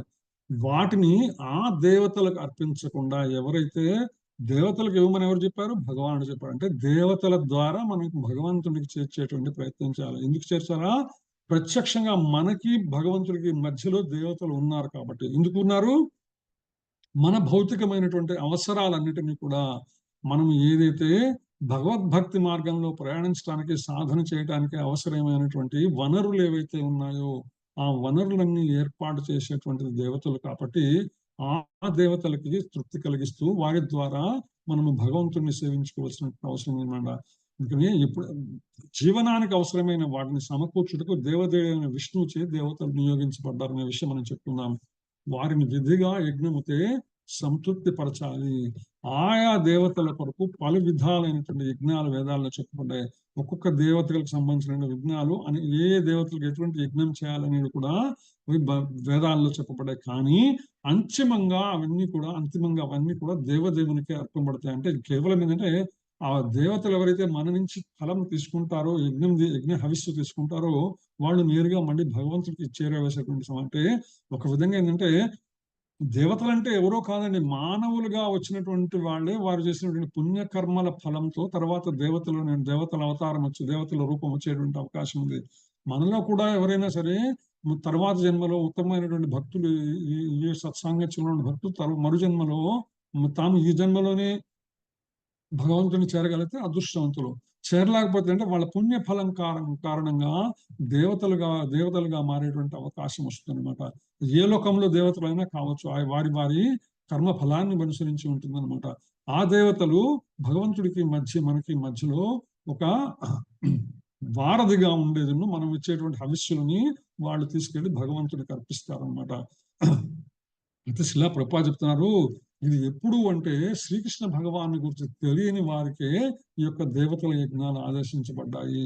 అంటే కేవలం అంతవరకే తెలుసుకొని ఇంతవరకే ఆచరించేటువంటి పరిధి మాత్రమే. ఎప్పుడైతే ఉన్నతమైనటువంటి భగవాన్తో నేరుగా ప్రత్యక్ష లేదా గురువు ద్వారా సంబంధం ఏర్పడిందో అటువంటి వాళ్ళు నేరుగా భగవంతుని తమ యొక్క యజ్ఞ హవిస్సును అందించవచ్చు. అదే మానవుని యొక్క వివిధ గుణాలను అనుసరించి వివిధ యజ్ఞాలు వేదాల్లో చెప్పబడ్డాయి. అంతేకాదు వివిధ దేవతల అర్చనలు కూడా అదే విధంగా గుణాలను అనుసరించి ఉంటాయి. మనం కూడా ఏంటంటే మనం చూస్తుంటాం ప్రస్తుత సమాజంలో వారు ఒక్కొక్క దేవతని ఇష్టదైవంగా ప్రార్థిస్తారు. ఎందుకంటే ఆ గుణ రూపేణ అనమాట. ఆ గుణాన్ని బట్టి, ఆ యొక్క ధర్మాన్ని బట్టి, అవసరాన్ని బట్టి. వాస్తవానికి ఇప్పుడు కనుక మనం చూస్తే భగవంతుడు అంటే ప్రేమ ఉండాలి, భక్తి అంటే భయం ఉండకూడదు. భక్తి అంటే భయం ఉండాలి మనకి. కానీ ఇది రివర్స్లో అనమాట. మనకి ఏం చెప్తుంటే మనకి భక్తి ప్రేమ ఎందుకంటే భగవంతుడి మీద భయంతో ఉంటుంది చాలా మందికి అనమాట. ఆయనకి నివేదన చేయకపోతే ఏమవుతుందో, ఆయన నామస్మరణ చేయలేకపోతే బలానా వ్రతం చెప్పాడు కాబట్టి బలానా వ్రతం చెప్పింది కాబట్టి ఈ వ్రతం చేయటం వల్ల ఈ ఫలం ఉంటుంది. కానీ ఆ వ్రతం చేయకపోతే ఫలం రాదేమో, వ్రతం చేయకపోతే ఏమన్నా ప్రాబ్లం జరుగుతుందేమో, ఇదే ఆలోచనలో మనుషులంతా కూడా తిరుగుతున్నారు. అంటే తాత్కాలికమైనటువంటి అవసరాలు, తాత్కాలికమైనటువంటి కోరికలను సంతృప్తి చెందే విషయంలోనే మానవుడు ఎప్పుడు తలకిందులు అవుతుంటాడు తప్ప ఉన్నతమైనటువంటి భగవంతుని యొక్క ధామానికి తిరిగి వెళ్ళాలా, మరలా ఇటువంటి వ్రతాలు చేసేటువంటి పూజలు అర్చన చేసేటువంటి అవకాశం లేకుండా నేరుగా భగవంతుని లోకంలో ఉండి భగవంతుని సేవించుకునేటువంటి అవకాశం కోసం ప్రయత్నం చేయవచ్చు అనే జ్ఞానం మనకు ఎప్పుడు వస్తుందంటే శిలా ప్రభుపాదులు లాంటి భగవద్భక్తుల యొక్క వారి యొక్క భాష్యం ద్వారా, వారు ఇచ్చినటువంటి ప్రవచనముల ద్వారా, ఆయన యొక్క భక్తులు ఇచ్చినటువంటి ఆశీస్సుల ద్వారా, వారి యొక్క వాక్కు ద్వారా మనకి అటువంటి అద్భుతమైనటువంటి అవకాశం లభిస్తుంది అనమాట. అందుకని ఇక్కడ శిలా ప్రభుపాద చెప్తున్నట్టే ఇటువంటి యజ్ఞాచరణ ఏదైతే వేదముల్లో చెప్పబడినటువంటి యజ్ఞాచరణ ఏదైతే ఉన్నదో అది కేవలము కృష్ణ భక్తి భావన స్థితిలో లేని వారికి మాత్రమే వర్తిస్తుంది తప్ప కృష్ణ భక్తి భావనలా ఉన్న వారందరూ కూడా శుభ్రంగా నవవిధ భక్తి మార్గాల ద్వారా నేరుగా స్వామిని యజ్ఞ పురుషుడిగా భగవంతుని అంతిమ లక్ష్యంగా మార్గంగా మనము ఆయన్ని సేవించవచ్చు అని చెప్తున్నారు అనమాట. గుణాలను అనుసరించి కూడా ఆ వ్యక్తి యొక్క అర్చనలు ఆరాధన విధులు ఉంటాయని శిలా ప్రభుపాద చెప్తూ, ఉదాహరణకి ఒక మాంస భక్షకులకు ప్రతి యొక్క ఘోర రూపమైన కాళికాదేవి పూజ ఆదేశింపబడింది. వాళ్ళు ఏం చేస్తారంటే కాళికాదేవిని ఆశ్రయించి తద్వారా కేవలము తమ ఇంద్రియ తృప్తి కోసము వారు ఒక జంతు బలి ఇచ్చేదను దాన్ని కనుక దాన్ని ఆహారంగా స్వీకరిస్తుంటాం. అది మేమేదో కాళికాదేవికి నివేదన చేసాం, కానీ యాక్చువల్ గా అక్కడ కనుక మనము కనుక మంత్రోచ్చారణ కనుక చూస్తే, వాస్తవంగా వేదములలో చెప్పబడినటువంటి మంత్రోచ్చారణ కనుక వారు పఠించి కనుక చేస్తే, మాంసహ అనేటువంటి ఆ పదానికి అర్థం ఏంటంటే నాతో కలిపి, నేను కూడా అనేటువంటి అర్థం వస్తున్నమాట. అంటే ఎప్పుడైతే ఈ జంతువుని బలి ఇచ్చేటువంటి మంత్రోచ్చారణ చేసి జంతువుని బలి ఇస్తారో, ఇప్పుడు నేను తప్పనిసరి పరిస్థితుల్లో, ఇది మర్చిపోకూడదు, తప్పనిసరి పరిస్థితుల్లో ఈ జంతువుని నేను బలి ఇచ్చి ఆహారంగా తీసుకుంటున్నాను. మరు జన్మలో నేను తప్పనిసరిగా ఈ యొక్క జంతు రూపాన్ని పొంది ఆ జంతువుకి ఆహారంగా మారుతాను అనేటువంటి ప్రణామము చేసి, అటువంటి ప్రమాణం చేసి ఆ బలి ఇవ్వటం జరుగుతుంది అన్నమాట. ఇది వేదంలో చెప్పినటువంటి మంత్రాల ప్రకారం చేస్తే కనీసం ఏంటంటే అటువంటి మంత్రోచ్చారణ చేసి బలి ఇస్తే కనీసం మరు జన్మలో ఆ జంతు రూపాన్ని పొందేటువంటి అవకాశం ఉంది. అది కూడా చేయకుండా కనుక జంతు బలి చేస్తే తర్వాత మరింత కఠినమైన నీచమైనటువంటి జన్మ పొందేటువంటి అవకాశం ఉందన్నమాట. అందుకని మాంస అనే పదం ఇంకా అర్థం ఏంటంటే నాతో నేను కూడా అనేటువంటి అర్థం వస్తుంది మన సంస్కృతం నుంచి. శిలా ప్రభుపాద చెప్తున్నారు, అయితే అంటే సత్వగుణంలో ఉన్న వారికి ఇది తమో గుణంలో ఉన్నవారు చేసేటువంటి పని, కానీ సత్వగుణంలో ఉన్న వారికి ఉద్దేశించబడిన యజ్ఞం ఏంటంటే ఆ యొక్క విష్ణు భగవాన్ యొక్క దివ్య అర్చన ఉద్దేశించబడింది. ఈ యజ్ఞాలన్నీ కూడా క్రమంగా ఆధ్యాత్మిక స్థితిని పొందుటకే. అందుకే వాస్తవానికి అంటే గృహస్థుకి పంచమహాయజ్ఞాలు అని చెప్పడం జరిగిన శిలా ప్రభుపాద భాష్యంలో మంచి ఇస్తారు అనమాట. పంచమహాయజ్ఞాలు 5 యజ్ఞాలు అనమాట గృహస్థుకి నిర్దేశించబడ్డాయి. అవేంటంటే బ్రహ్మయజ్ఞము, దేవయజ్ఞము, పితృయజ్ఞము, భూతయజ్ఞము, అతిథి యజ్ఞం అనేటువంటివి అనమాట. నృయజ్ఞం అంటారు, లేకపోతే అతిథి యజ్ఞం అనమాట. సో ఆ విధంగా 5 రకాలైనటువంటి పంచమహాయజ్ఞములు గృహస్థుకు నిర్దేశించబడ్డాయి. బ్రహ్మయజ్ఞం అంటే ఏంటంటే వేదాధ్యయనము, రామాయణ భాగవత గ్రంథాలను పఠించడము. అంటే భగవద్గీత, భాగవత, భారత ఇటువంటి రామాయణ ఇతిహాసాల పఠనం అనమాట. అంటే ఇవన్నీ కూడా వేదములకు ప్రతిరూపములే కాబట్టి తద్వారా వేదాధ్యయనం ప్రముఖంగా ప్రసాదించబడింది. అంటే వేదముల ద్వారా తెలుసుకునేటువంటి బ్రహ్మము, భగవాను తెలుసుకోవటమే వేదముల యొక్క అంతిమ లక్ష్యం కాబట్టి ఇది బ్రహ్మయజ్ఞం అవుతుంది. ఇప్పుడు ఏదైతే మనము భగవద్గీత అధ్యయనము, మనం శ్రవణ యజ్ఞం, సంకీర్తన యజ్ఞం, స్మరణ యజ్ఞం చేస్తున్నామో ఇది కూడా బ్రహ్మయజ్ఞంలో భాగమే. తర్వాత దేవయజ్ఞం చెప్పబడింది. అంటే ఆజ్యము, లాజలు అంటే వాటితో దేవతల ప్రీతికై హోమం చేస్తుంటాము. అనేక సందర్భాల్లో మనం ఏంటంటే అనేక హోమాలు చేసేటువంటి షోడశ సంస్కారాల సందర్భంగా అనేక రకాలైనటువంటి యజ్ఞాలు, అంటే 16 సంస్కారాలు జీవికి జరుగుతాయి కదా. ఈ 16 సంస్కారాలు జరిగేటప్పుడు ఆయా పరిస్థితులను బట్టి అనేక యజ్ఞాచరణలు ఆయా దేవతల ప్రీతి కోసం జరపడం జరుగుతుంది అనమాట. అలాగే తర్వాత ఏంటంటే మూడవది ఏంటంటే పితృయజ్ఞం అంటారు. అంటే ఏదైతే పితృదేవతలు అంటే తమ పితరులు, అంటే తాత ముత్తాతలు చనిపోయిన తండ్రి తాత ఎవరైతే వారి యొక్క లేకపోతే తల్లి, మాతామహులు, పితామహులు వీరందరూ ఎవరైతే ఉంటారో వాళ్ళు మరణించిన సందర్భంగా చేసేటువంటి కర్మాచరణ ఏదైతుందో వేదముల ద్వారా చెప్పబడినటువంటి శ్రాద్ధం గాని, తర్పణం గాని, తద్వారా ఏమవుతుంటే ఆ యొక్క పితృదేవతల లోకం ఉంటుంది అన్నమాట. మన ఏ విధంగా అయితే స్వర్గలోకము, నరకలోకము ఇవైతే ఉన్నాయో, నాగలోకం ఇట్లా, అలాగే పితృలోకం అనేటువంటి ఒక లోకం ఉంటుంది. అక్కడ దేవతలు ఉంటారు, వారిని పితృదేవతలను చెప్పడం జరిగింది అనమాట. మనం చేసేటువంటి పితృయజ్ఞముల ద్వారా ఆ దేవతలు ప్రీతి చెందుతారు. ఏ విధంగా అయితే ఇంద్రుడు, వరుణుడు, వాయువు వాళ్ళ ప్రీత్యర్థం చేస్తూ ఉంటామో అదే విధంగా పితృదేవతలు ప్రీత్యర్థం చేసేటువంటి యజ్ఞములే శ్రాద్ధములు లేక తర్పణములు వేయడం అంటారు అనమాట. తద్వారా వాళ్ళు ఎప్పుడు ప్రీతి చెందుతారో వాళ్ళు ఏం చేస్తారంటే 2 రకాలైనటువంటి కర్మ వారికి నిర్దేశించిన 2 రకాల పనులు. ఒకటి ఏంటంటే ఆ వ్యక్తి చేసేటువంటి పితృకర్మలను అనుసరించి ఆ యొక్క వ్యక్తి వంశంలో అంతకుముందు ఎవరైనా సరే శరీరాన్ని వదిలేసి వారికి ఎటువంటి దేహము పొందని పరిస్థితుల్లో ఉంటే ఆ దేహాన్ని పొందించడానికి ఈ పితృదేవతలు ఏం చేస్తారంటే వీరు చేసేటువంటి కర్మాచరణ బట్టి వారికి దేహాన్ని ఇచ్చేటువంటి అవకాశం ఉండదన్నమాట. లేకపోతే వీళ్ళు పితృకర్మలు సరిగ్గా చేయకపోతే వాళ్ళు మళ్ళా పిశాచ రూపంలోకి వెళ్ళేటువంటి అవకాశం ఉంది. తర్వాత ఏంటంటే ఇంకొకటి పితృదేవతలు చేసేటువంటి పని ఏంటంటే తమ వంశాభివృద్ధికి కూడా కారణం. ఎప్పుడైతే పితృదేవతలు తృప్తి చెందుతారో ఆ వంశం అభివృద్ధి చెందుతుంది. ఎప్పుడైతే పితృదేవతలు తృప్తి చెందరో ఆ వంశం కనుమరుగేటువంటి వంశం నాశనమైనటువంటి అవకాశం ఉందన్నమాట. ఇది పితృయజ్ఞం ద్వారా సాగుతుంది. అలాగే భూతయజ్ఞం, సకల భూతములకు దానములు ఇచ్చడం అనమాట. అంటే మన చుట్టూ ఉన్నటువంటి భూతములు ఏవైతే ఈ భూతముల ద్వారా మనము మిగిలిన జీవరాశి అంతా ఏదైతే ఉన్నదో మనం ఏంటంటే ఎకో సిస్టమ్ అంటుంటాం కదా, ఎన్విరాన్మెంట్ లో పర్యావరణ సంబంధమైన విషయంలో ఈ సృష్టిలో ఉన్నటువంటి అన్ని యొక్క జంతుజాలములన్నీ కూడా అవన్నీ కూడా వాటి యొక్క జీవనం అవి గడపవలసిందే. ఏ ఒక్కదానికి ప్రమాదం జరిగినా మిగిలినవన్నిటి కూడా దెబ్బతినేటువంటి అవకాశం ఉంది. ఉదాహరణకు మొక్కలు దెబ్బతింటే మొక్కలను ఆధారపడినటువంటి జీవరాశి మొత్తం దెబ్బతినేటువంటి అవకాశం ఉంది. తద్వారా ప్రపంచమే నాశనమైనటువంటిది. అందుకని ఆయా భూతములకు ఏ భూతములకు ఎటువంటి దానం అవసరమై ఉంటుందో వాటిని ఇవ్వవలసిన అవసరంగా ఉంటుంది. దీన్ని భూత యజ్ఞం అంటారు. అంతేకాదు అతిథి యజ్ఞం 5వది. ఈ విధంగా 5 యజ్ఞాలు అన్నమాట. ఇంకా అతిథి యజ్ఞం గురించి నేను చెప్పేది ఏంటో మీకు అందరికి తెలిసిన విషయమే. ఇంటికి వచ్చినటువంటి అతిథులని భగవంతునితో సమానంగా సేవించేటువంటి అవకాశం అన్నమాట. సో ఆ విధంగా అవి పంచమహాయజ్ఞాలు గృహస్థుకు నిర్దేశించబడి మానవులకు అవసరమైన జీవనాసారాలు శ్రీకృష్ణ భగవాన్ ప్రతినిధులైన దేవతలచే సమకూర్చబడతాయి. కాబట్టి ప్రతి ఒక్కరూ కూడా మనం ఆ విషయం గుర్తుంచుకోవాలా. మనము దేనిని సృష్టించలేము. మనం ఏదో అనుకుంటాం కానీ నేను సృష్టిస్తున్నాను అనేటువంటి సృష్టించేటువంటిది ఏం లేదు. ప్రకృతిలో ఉన్నదాన్ని మనం వేరే మార్పు చేసి మనము దానికి వేరే పేరు పెట్టుకుంటాం తప్ప ఏది కావాలన్నా మనకి ఈ ప్రకృతి నుంచి రావాల్సిందే.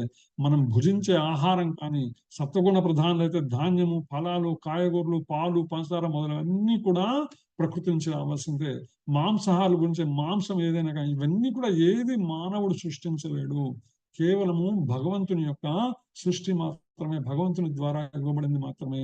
చివరికి ఉష్ణము, వేడి కానీ, కాంతి కానీ, నీరు కానీ, వాయువు కానీ ఇవి లేకపోతే అసలు జగత్తే లేదు, నడవదు, ప్రపంచం నడవదనే విషయం మనందరికీ తెలుసు అనమాట. ఇవి ఇచ్చింది ఎవరు?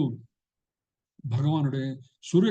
కృష్ణ భగవానుడు లేకపోతే సూర్యకాంతి లేదు, చంద్రకాంతి లేదు, వర్షం లేదు, గాలి లేదు, ఇవన్నీ ఏమీ లేవు. కేవలం ఆయన ఇవ్వడం ద్వారానే ఇవి మనకి సమకూరినాయి. కాబట్టి వాటిని ఆధారం చేసుకుని మనం జీవనం పోతున్నాం. ఇన్ని వసతులు భగవానుడు మనం ఇచ్చినప్పుడు భగవానుడికి మనం కృతజ్ఞత కలిగి ఉండక్కర్లేదు. ఈ ప్రకృతిని మొత్తం సృష్టించింది భగవానుడు ఎవరి కోసం? మన కోసం. ఎందుకోసం? ఈ ప్రకృతిలో ఉన్నటువంటి వనరులన్నిటినీ మనం సద్వినియోగం చేసుకుని తద్వారా భగవానుడిని సేవించేటువంటి అవకాశాన్ని మనం పెంపొందించుకొని మన సహజమైనటువంటి భగవంతుని యొక్క చైతన్యాన్ని మనలో జాగృతం చేసుకుంటామనే ఉద్దేశం తప్ప మనం వీటన్నిటిని ఎంజాయ్ చేయమని కాదు. ఫర్ ఎగ్జాంపుల్, ఒక ఉద్యోగి ఉన్నాడు. ఒక యజమాని ఒకదానికి ఉద్యోగం ఇచ్చాడు.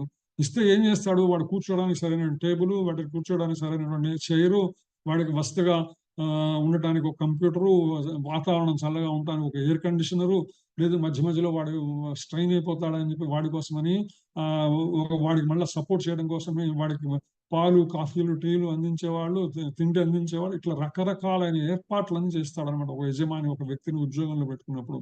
ఎందుకు చేస్తాడు? వాడు ఈ వనరులన్నిటి చేత ఇవన్నీ కూడా వాడికి ఎప్పుడైతే వాడికి ఇబ్బంది లేకుండా ఉంటుందో వాడి నుంచి మరింత ఎక్కువ భగవానుని ఆ యొక్క యజమానికి పని చేసి పెట్టేటువంటి అవకాశం వస్తుంది అనమాట. ఇప్పుడు భగవానుడు కూడా మనకి ఈ వస్తువులన్నీ ఎందుకు కల్పించాడంటే మనం మరింతగా భగవంతుని సేవలో భగవత్ ప్రీత్యర్థం మనం కర్మాచరణ చేస్తామని తప్ప ఈ యొక్క భౌతికమైనటువంటి భోగాలన్నిటినీ కేవలం మన సౌకర్యం కోసం, మన సుఖం కోసం, మన ఇంద్రియ తృప్తి కోసం వాడి భగవంతుని పూర్తిగా మర్చిపోతామనేటువంటి విషయం కాదనమాట. సో ఇవన్నీ కూడా మనం సద్వినియోగం చేసుకోవాల్సినటువంటి అవసరం ఉంటుంది. అంతేకాకుండా కర్మాగారం ఉన్నాయి. కర్మాగారాలకు కావాల్సినటువంటి అన్ని ఇన్పుట్స్ ఏవైతే ఉంటాయో అవి లోహం కానీ, గంధకం కానీ, పాదరసం కానీ, నీరు కానీ, ఎలక్ట్రిసిటీ కానీ ఏవైనా సరే భగవంతుడు ఇచ్చినటువంటి సృష్టి కదా. భగవంతుని ఇచ్చిన సృష్టిని మనం కొంచెంగా మార్పు చేసుకొని మనకి అనువుగా మార్చుకున్నాం. చివరికి అది వచ్చింది భగవంతుని ఇచ్చినటువంటి సృష్టి నుంచి, ప్రకృతి నుంచే. కాబట్టి ఏది ఇచ్చినా కూడా భగవంతుని ప్రీత్యర్థం చేయాలి, తప్పనిసరిగా ప్రీత్యర్థం చేయాలి. ఆ విధంగా ఇచ్చిన వనరులన్నిటినీ సద్వినియోగం చేసుకుని ఆనందంతో ఆరోగ్యవంతులై భగవంతుని యొక్క ఆత్మానుభవాన్ని గురించి చింతించి తద్వారా జీవిత లక్ష్యమైన ముక్తిని సాధిస్తారని భగవంతుడు దేవతల ద్వారా మనకు ఇన్ని వసతులు సమకూరుస్తున్నాడు. అందుకనే అటువంటి జీవితం యొక్క లక్ష్యం ఏమై ఉండాలి? యజ్ఞ నిర్వహణ ద్వారా లభిస్తుంది. ఆ యజ్ఞ నిర్వహణ ఎవరి కోసం చేయాలా? భగవత్ ప్రీత్యర్థం చేయాలా. కానీ ఎందుకంటే మనిషి ఆ విషయాన్ని మర్చిపోయి ఇంద్రియ తృప్తికే ఎప్పుడైతే ప్రకృతిని తన వసతి కోసం దాన్ని దుర్వినియోగం చేసుకుంటాడో వాడు ఖచ్చితంగా శిక్షింపబడతాడు. ఏ విధంగా అయితే ఉద్యోగి ఇచ్చిన ఉద్యోగాన్ని, వస్తువులన్నీ ఇచ్చిన ఉద్యోగాన్ని ఆ ఉద్యోగి తన సద్వినియోగం చేసుకుంటే, తనకు దుర్వినియోగం చేసుకుంటే, తన కోసం దుర్వినియోగం చేసుకుంటే వాడు ఉద్యోగం నుంచి బయటపడతాడు. వాడిని జైల్లో కూడా వేసేటువంటి అవకాశం ఉంది. కానీ ఎప్పుడైతే అది యజమాని కోసం తను ఏదైతే ఉద్యోగం చేస్తున్నాడో, ప్రీత్యర్థం చేస్తున్నాడో, ఆ యజమానికి సరైనటువంటి ప్రతిఫలం ఇచ్చున్నాడో అప్పుడు ఆ యజమాని కూడా తృప్తి చెంది వీడిని మరింత బాగా చూసినటువంటి అవకాశం ఉంది. కాబట్టి భగవానుడు ఇచ్చిన వనరులన్నిటినీ మనము దుర్వినియోగం చేసుకోకుండా సద్వినియోగం చేసుకుని ఎప్పుడైతే మనము భగవంతుని యొక్క భావనలో, భగవంతుని యొక్క కృష్ణ భక్తి భావనలో ముందుకెళ్తామో అప్పుడు ఆటోమేటిక్గా ఈ యొక్క భౌతికమైనటువంటి బంధాల నుంచి బయటపడేటువంటి అవకాశం ఉంది. లేకపోతే ఏంటంటే ఇచ్చిన వనరులన్నింటినీ మనము దోచుకొని చేసే దొంగలాగా అవుతాము. అంటే ఎటువంటి జీవిత లక్ష్యం లేని చోరులు నిండి ఉన్న సంఘము ఎప్పటికీ కూడా సుఖవంతం కాదు. దొంగతనం చేసిన వాళ్ళు అవుతాం. ఇచ్చిన వనరులను దుర్వినియోగం చేస్తే, ఆ దొంగతనం చేస్తే ఎప్పటికైనా శిక్షింపబడతాము. సమాజం అంతా దొంగలతో నిండిపోతే ఆ సమాజం ఎప్పటికి కూడా సుఖంగా ఉండలేదు. అందుకని యజ్ఞాన్ని అయితే ఏంటంటే యజ్ఞం ఎలా ఆచరించాలో చాలా మందికి తెలియకపోవచ్చు. అందుకే ఏంటంటే కలియుగంలో ఆచరించడానికి సులభమైనటువంటి యజ్ఞాన్ని ఆచరించడానికే చైతన్య మహాప్రభునికి సంకీర్తన యజ్ఞాన్ని అంగీకరించారన్నమాట. అందుకని కృష్ణ భక్తిని అంగీకరించగలిగిన ప్రపంచ జనులు ఎవరైనా సరే ఈ యొక్క సంకీర్తన యజ్ఞాన్ని చాలా సులభంగా చేయవచ్చు. అందుకే ఆయన అన్నమాచార్యులు వారంటే వెల సులభము ఫలం అధికం అన్నమాట. చేసేటువంటి విధానం చాలా సులభమైనటువంటిది. కేవలం హరే నామ హరే నామ హరే నామే కేవలం హరే కృష్ణ కృష్ణ కృష్ణ హరే హరే హరే రామ రామ రామ హరే హరే. ఇంతే అయిపోయింది. ఒక్క 16 అక్షరాల 16 పదాల మంత్రోచ్చరణ ఇంతకు మించినటువంటి సంకీర్తన యజ్ఞం ఇంకోటి లేదనమాట. తర్వాత శ్లోకంలోకి వెళ్దాం. 3వ అధ్యాయం 11వ శ్లోకం. యజ్ఞశిష్టాన సంతః ముచ్యంతే సర్వకిల్బిషైః భుంజతే తే త్వఘం పాపా ఏ పచం చాత్మకారణాత్. హరే కృష్ణ మాతాజీ. హరే కృష్ణ ప్రభుజీ. యజ్ఞశిష్టాసి నః సంతో ముచ్యంతే సర్వకిల్బిషైః భుజంతే తే త్వగం పాపా ఏ పచంత్యాత్మకారణాత్. భావం: యజ్ఞం అర్పింపబడిన ఆహారమును స్వీకరించటం వలన భగవద్భక్తులు సర్వ విధములైన పాపముల నుండి ముక్తులగుదురు. తమ ప్రియము కొరకే ఆహారమును సిద్ధము చేసుకున్న వారు కేవలము పాపమునే భుజించురు. హరే కృష్ణ ప్రభుజీ. హరే కృష్ణ. సో యజ్ఞమున అర్పింపబడిన ఆహారమును స్వీకరించడం వలన భగవద్భక్తులు సర్వ విధములైన పాపముల నుండి ముక్తులు. తమ ప్రియము కొరకే ఆహారమును సిద్ధం చేసుకున్న వారు కేవలము పాపమునే భుజింతురు. సో భగవంతునికి నివేదించిన ప్రసాదం మాత్రమే తినటానికి అర్హమైనది, తినటానికి యోగ్యత ఉన్నది, తినగలిగింది, తినవలసింది తప్పనిసరిగా, వేరే మార్గం లేదనమాట. ఎప్పుడైతే భగవంతునికి నివేదించిన ఆహారం తీసుకున్నామో అదేంటంటే సమస్తమైనటువంటి వేదముల ద్వారా చెప్పబడినటువంటి నిర్దేశించబడినటువంటి విధులన్నిటికీ కూడా వ్యతిరేకమైనటువంటి పరిస్థితి అనమాట. తప్పనిసరిగా తమ ప్రీతి కోసం కాక చేసేటువంటి ఆహారం కూడా భగవత్ ప్రీతి కోసం మాత్రమే చేసేటువంటి ప్రయత్నం చేయవలసి ఉంటుంది ఎప్పుడు కూడా. అందుకనే భగవద్భక్తులు ఎప్పుడు కూడా భగవంతుని ప్రీత్యర్థమే చేసేటువంటి అవకాశం ఉంది. ఎందుకంటే ప్రతి పనిని కూడా వారు భగవద్ దృష్టితో చూస్తారనమాట. అందుకనే బ్రహ్మ సంహితలో శ్లోకంలో చెప్పబడింది, ప్రేమాంజన చురిత భక్తి విలోచనేనా సంత సదైవ హృదయేషు విలోకయంతి. విశుద్ధమైన భక్తిని తన కనులకు పూసుకున్న జీవుడు దేవదేవుని సదా తన హృదయమునందు చూడగలడు. అంటే తాను ఏమి చేసినా, ఏమి తిన్నా, ఏమి ఆలోచించినా దానన్నిటికీ కూడా భగవంతునితో ఉన్నటువంటి సంబంధాన్ని గుర్తు చేసుకుంటూ ఉంటాడు. దాని ద్వారా చేరవలసిన లక్ష్యమైనటువంటి భగవంతుడిని గుర్తు చేసుకుంటుంటాడు. అందుకని భగవద్భక్తుడు ఎప్పుడు కూడా ఆయన సత్పురుషుడు అని పిలువబడటం జరుగుతుంది. శిలా ప్రభుపాద చెప్తాను అనమాట. ఎందుకంటే భగవద్భక్తులు ఎప్పుడు కూడా దేవదేవునికి ప్రేమతో అర్పించకుండా ఏది కూడా స్వీకరించరు.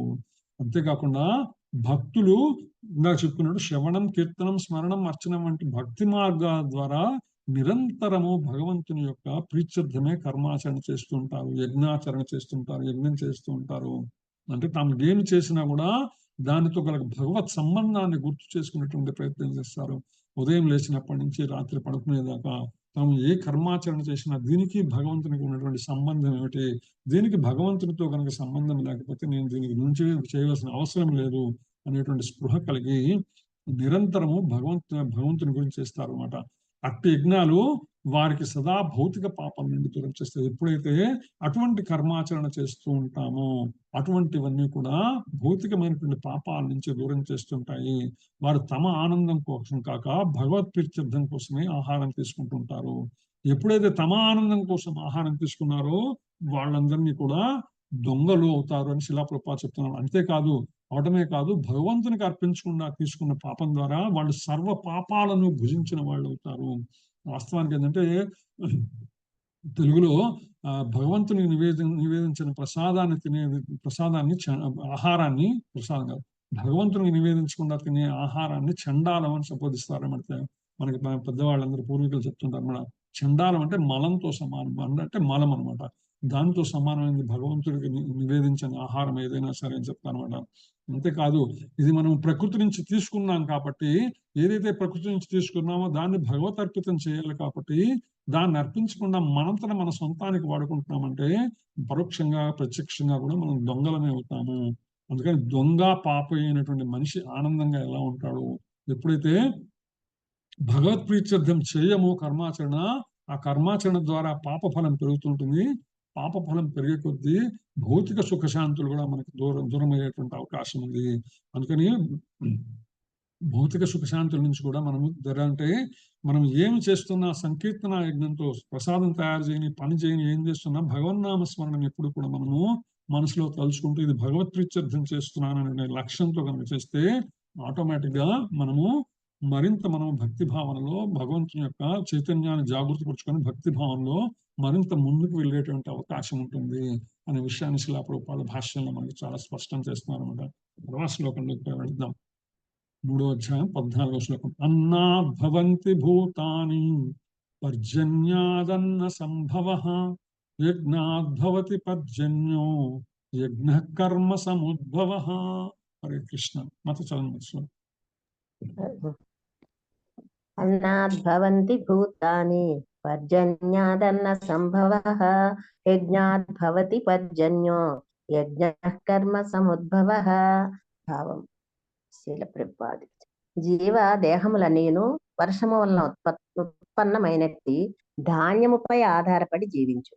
వర్షములు యజ్ఞముచే కలుగగా విహిత కర్మము నుండి యజ్ఞము ఉద్భవించుచున్నది. హరే కృష్ణ ప్రభు. జీవదేహములన్నీ కూడా వర్షము వలన ఉత్పన్నమైనట్టి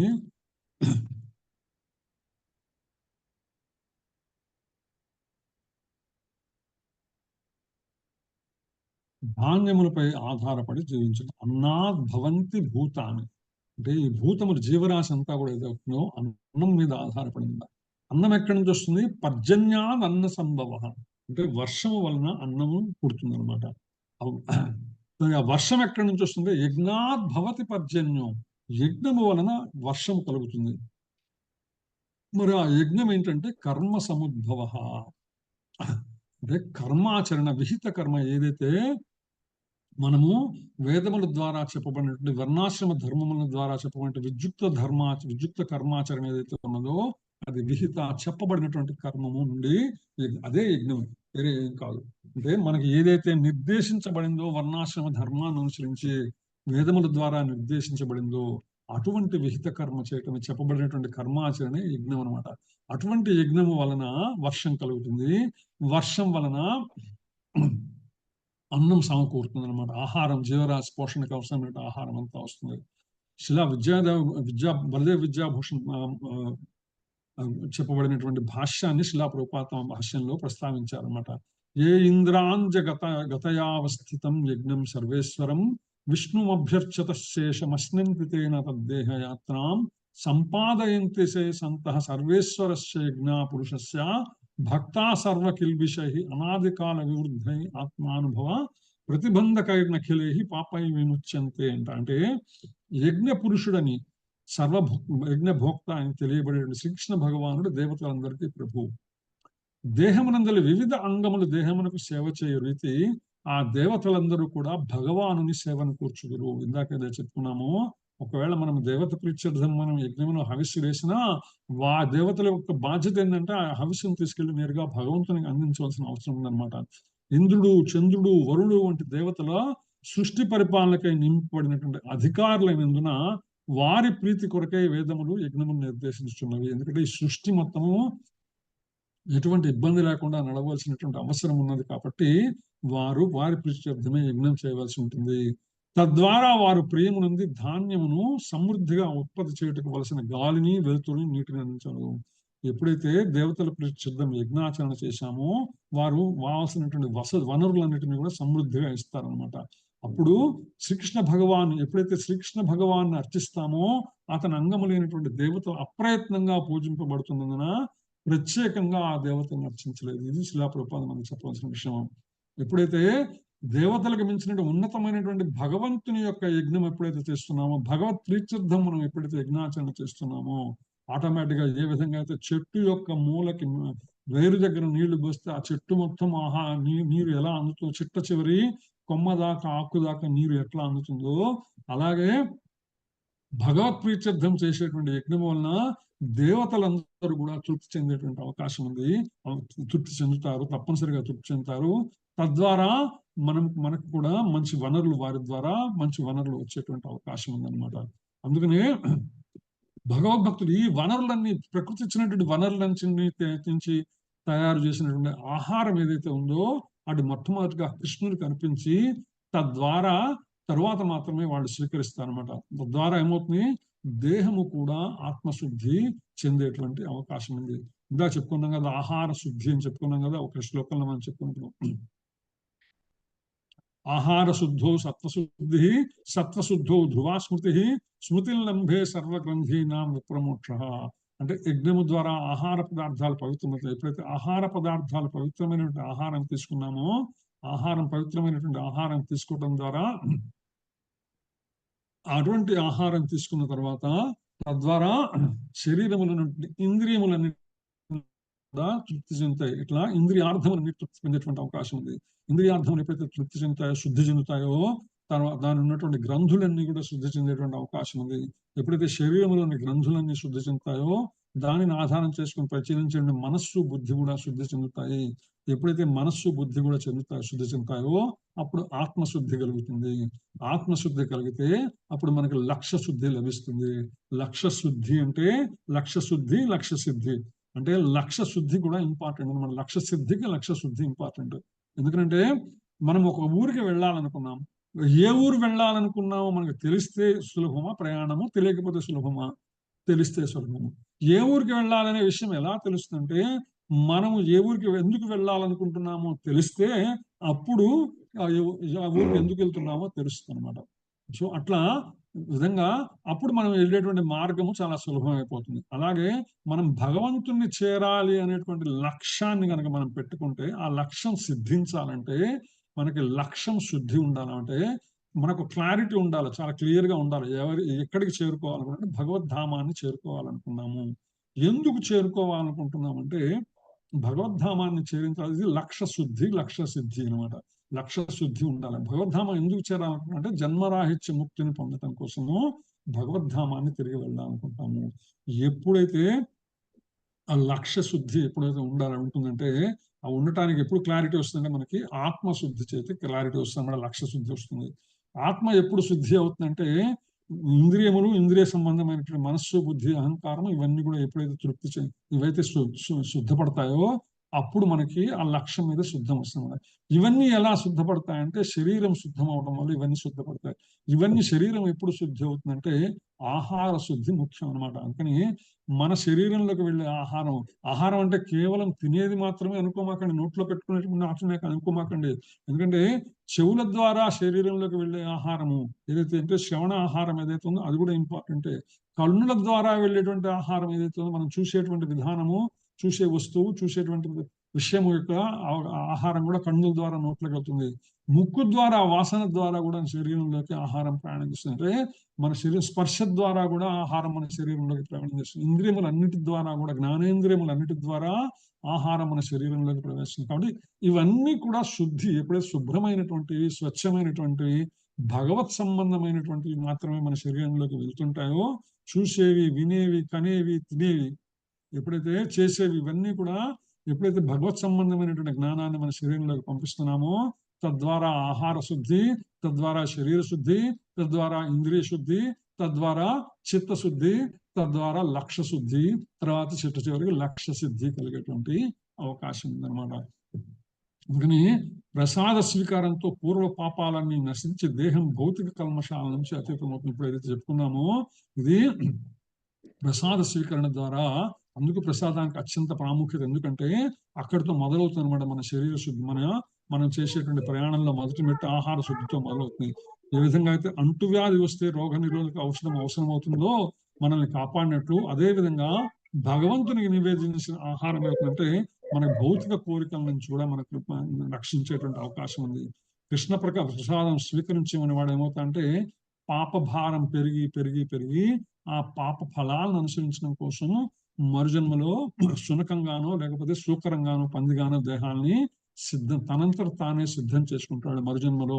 ఎందుకంటే చండాల మలం తినేటువంటిది ఏంటి మనం చెప్పుకున్నాం ఇందాక, భగవంతునికి నివేదించిన ప్రసాదాన్ని మలం చండాలం అంటారు. చండాలం అంటే మలం అనమాట.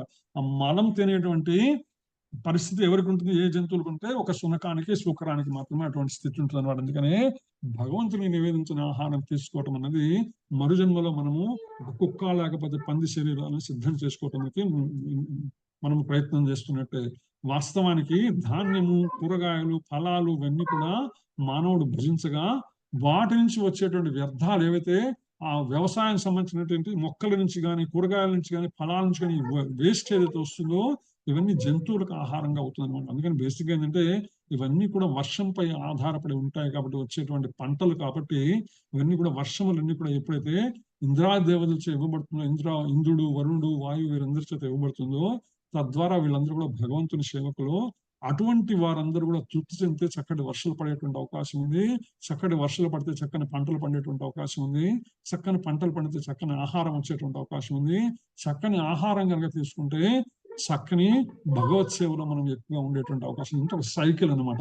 అందుకని ఒకదాని మీద ఒకటి ఆధారపడి ఉంటుంది కాబట్టి అందులో మనము కూడా ఒక పాయింట్ గా ఉన్నాం కాబట్టి ఈ యొక్క చక్రంలో, ఆ చక్రంలో మన యొక్క ప్రాధాన్యత విశేషంగా ఉంది కాబట్టి, ఎందుకంటే అటు భగవంతుడు ఇచ్చినటువంటి వనరుల్ని మనం ఉపయోగించుకుంటూ భగవత్ సంబంధమైన విషయంలో మనం పురోగమిస్తూ మరలా ఎవరైతే ఇస్తున్నారో వాళ్ళకు కూడా మనము వారికి యజ్ఞ రూపంగా నివేదించవలసిన అవసరం ఉన్నది. కాబట్టి మనము ఈ యొక్క ప్రాసెస్ లో, ఈ యొక్క చక్రంలో ముఖ్యమైనటువంటి భూమికను పోషిస్తున్నాం కాబట్టి దాన్ని ఎంతో శ్రద్ధతో, భక్తితో భగవత్ సేవగా చేయవలసినటువంటి అవసరం ఉన్నది. ఈ యజ్ఞం మొత్తం సంపూర్ణంగా చెందాలంటే సంకీర్తన యజ్ఞానికి మించినటువంటి యజ్ఞం మరొకటి లేదు అని శిలా ప్రభుపాద తమ భాషలో తెలియజేస్తామన్నమాట. అక్కడ ఈ శ్లోకంతో నేను ఇవాళ ఆపుతున్నాను. ఇప్పటిదాకా చెప్పుకున్నటువంటి విషయాల్లో మీరు ఏదైనా మార్పులు చేర్పులు ఉంటే తెలియజేయగలరు. హరే కృష్ణ.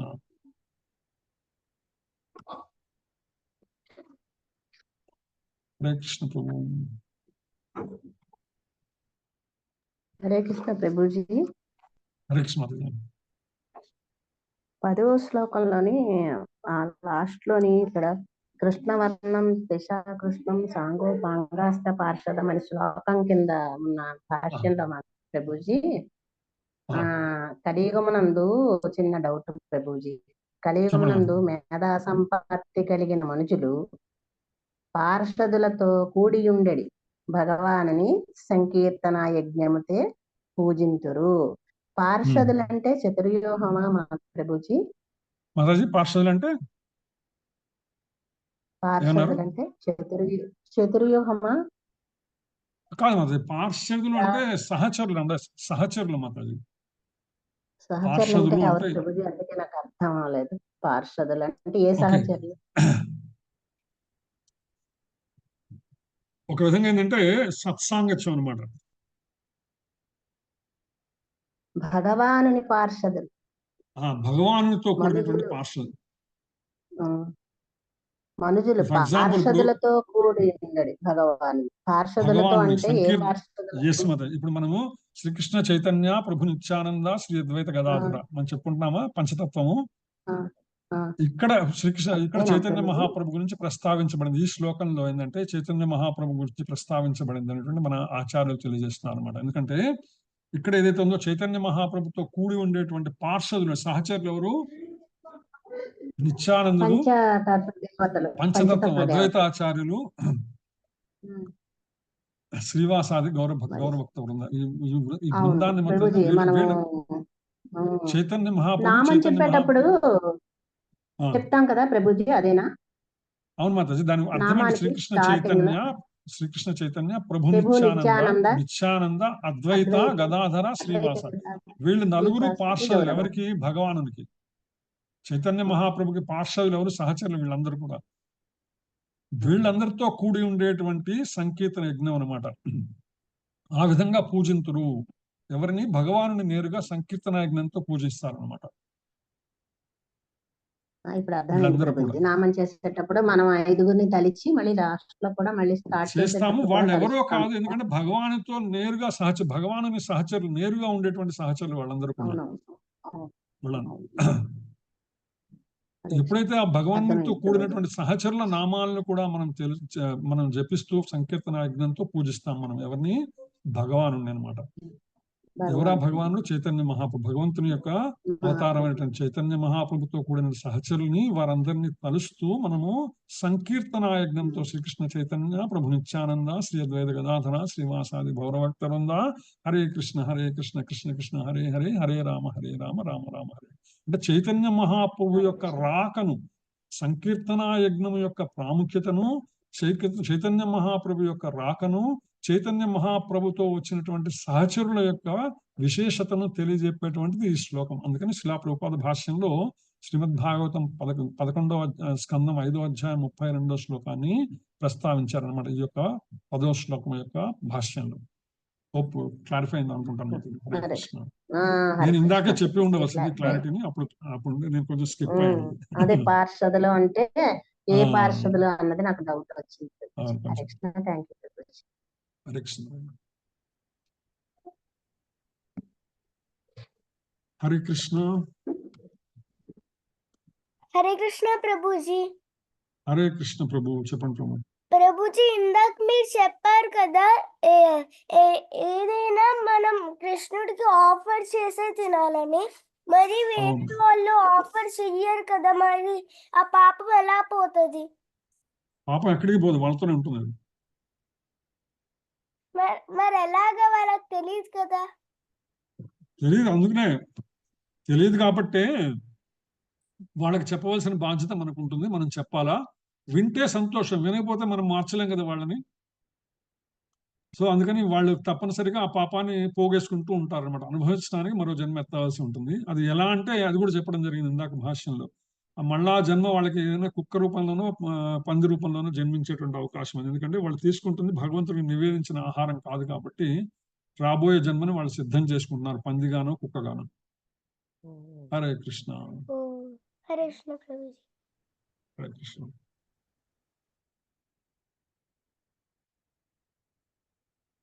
హరే కృష్ణ.